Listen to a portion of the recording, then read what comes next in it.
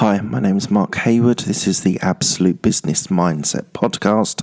I wanted to talk to you today about user research, which is a subject which has opened up to me in my role as a corporate employee with an entrepreneurial mindset. And so user research is being able to test people's opinions on subjects. Now, they can be on varying subjects, whether you're doing something to do psychologically. They do tests on things like this on users. They equally do market research is kind of the quantitative and the qualitative. I'll talk about that in a little bit. But basically, it's testing people's views and their opinions on subjects, on different things. So I'm going to primarily talk about software because that's my area of interest and sort of greater knowledge. So I'll talk about how it can be used for software. So I'm just going to talk about a few of the different types of user research that you can do. And there are many. There's 30, 40, 50 different types of user research. I'm just going to talk about a few now. So one is the survey. So you set up a set of questions and you ask a group of people their opinions. The advantages of survey is that it is relatively cheap. It also gets opinions. The weaknesses are that it's very hard to not introduce biases into your questions. So that's something if you ever do a survey, you have to be really super careful to keep neutral and open questions, because the real value in what we're doing here in user research is validating pieces of software or validating ideas. And so you want to get people's opinions. So you want to ask open questions so that gives them a chance to be able to open up and really explore in their minds the subject that you're talking to them about. You don't want yes/no answers because it'll add no value at all. In surveys, you can do ideas of like 1 to 10, 10 being very much agree and 1 being don't agree. There are options you can give. You can give answer A, B, or C. You can ask them open text questions. So there's lots of different types of ways of being able to use the survey for your success. Another one is interviewing. So you can go into an interview with a piece of software and very close to A/B testing, which I sort of cover at the same time. A/B testing is where you're given option A and option B and you perform an interview and you ask them questions, leading questions about the software. Sometimes it can be tasks that you're asking them to do. So they complete tasks. And then get their opinions on how it worked. Often in software, you want to know about usability, and this is user research. The key thing is finding out what the user experience was like, whether they enjoyed it, whether it took too many clicks, how quick they got there, was it intuitive. So all these sorts of tests when you're talking about software is critically important because you want to know how fast they were, how intuitive, how useful it was. So very much an interesting subject when you're thinking about software.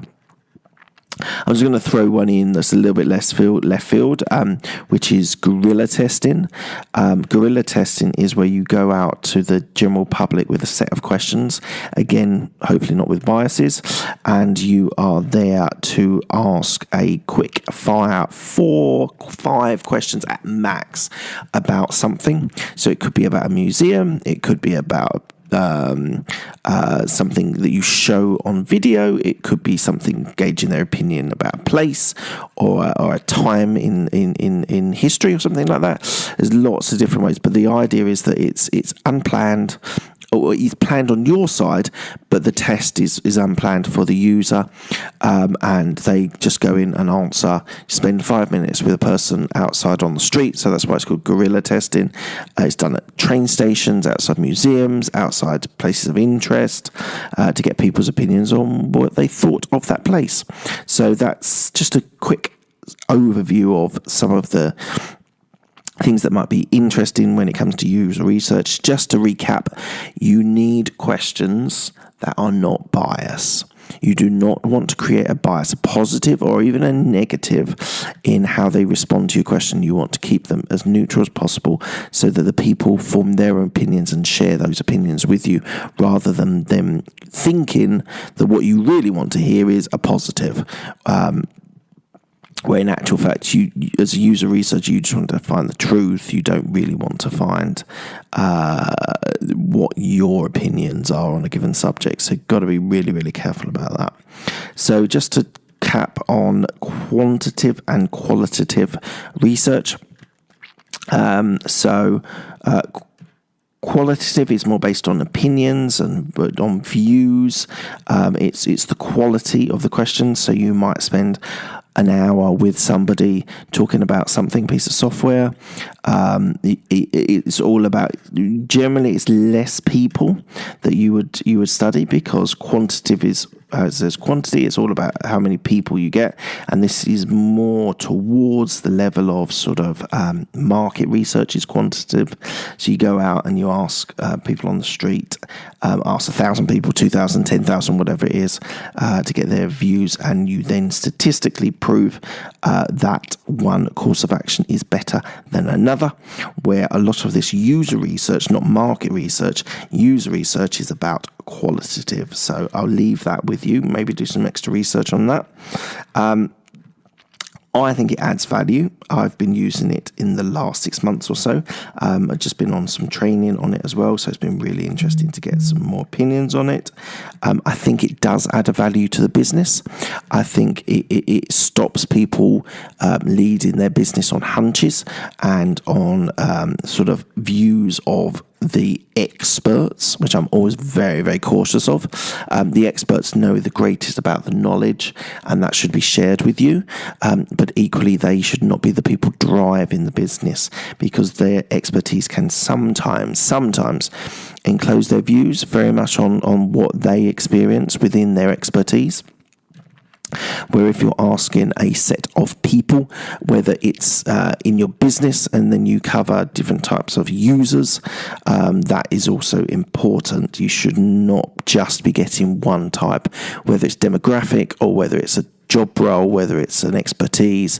You should be getting a cross section of the people, and therefore you're not getting hunches that they think this is the best for the business. So very interesting, very helpful to business. I believe it does add value, and that you should be thinking in your role, job, or business to think about using different types of user research to validate where you're heading in a direction, rather than doing just something that you want to do. So if you're an entrepreneur, you might be fascinated by something and driving that, but there might not be commercial value in it. And essentially, for any entrepreneur, you want commercial value, and therefore you do need to think about what the business, what the market wants, rather than just what you want. Okay, check me out on Twitter, Mark J. Hayward. There's also my YouTube. Please check that out, Mark Hayward. There is the website with so Absolute Business Mindset, and you can hear me on Twitter, on Spotify, on iTunes, and various other places for this podcast. I hope you enjoyed it. Thank you very much.